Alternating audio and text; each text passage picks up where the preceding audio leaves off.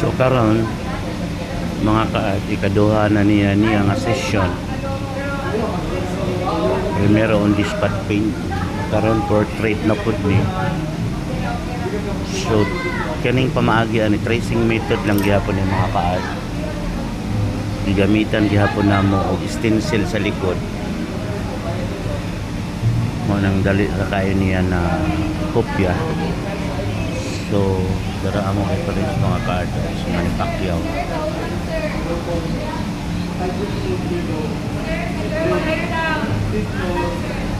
Very active ng bata sa art kasi iyang edad is 8 makadyan, no? 8 pa, pero iyang agi, oh.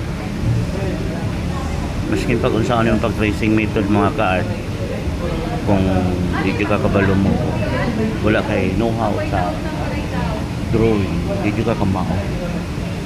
So kagani hagi pa kung anak ko siya daro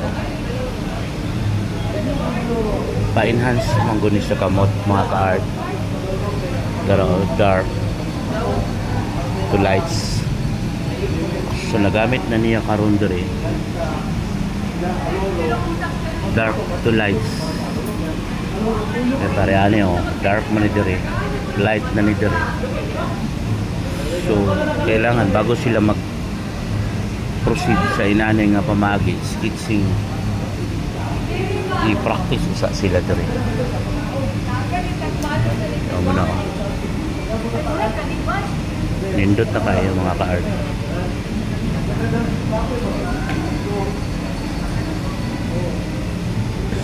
So tungod kay tracing method man kini na naagay rason nga maanggid-anggid na gyud gamay.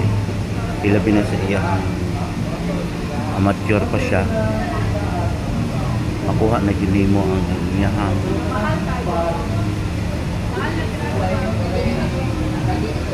perfect na pamaagi.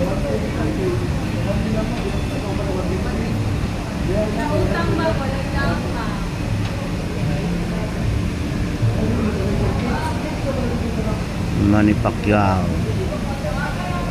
the living legend.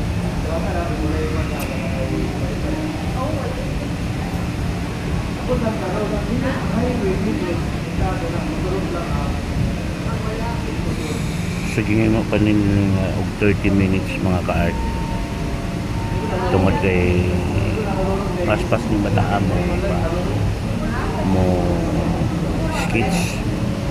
sketching magad ang tawag ani mga bitaw bago ka mo proceed ani i-training ka muna dere oh para enhance. Ayun, good hands, tama to.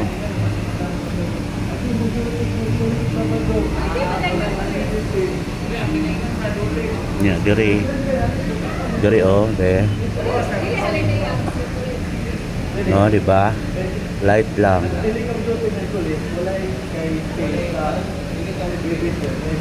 Sige. Tracing method gihapon yung mga ka-art. Nani sketching sa likod, lapis. O nang dali rin yan na proceed. Lighter lang, lighter. Aka na, mas dark nito rin o daro.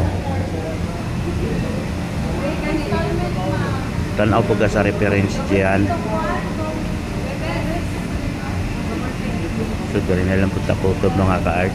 Abangan na po na to ang sunod nga session aning bata. See you. Thank you for watching.